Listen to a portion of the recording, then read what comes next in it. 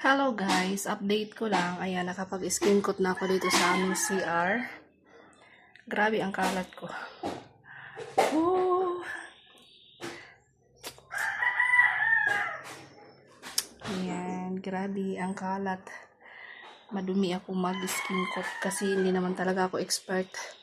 Ayan, hanggang dito nalagyan ko na siya. Diyan na lang ang hindi pa. So, konti na lang guys. Tapos na ako.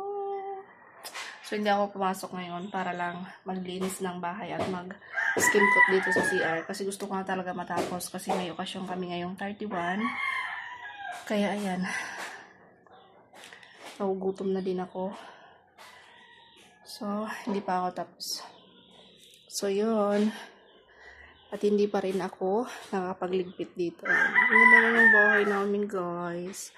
Dati pangarap ko lang magkaroon ng bahay. Ngayon, meron na. At sa wakas nakulayan na din namin kahit papano, kahit dito pa lang sa sala.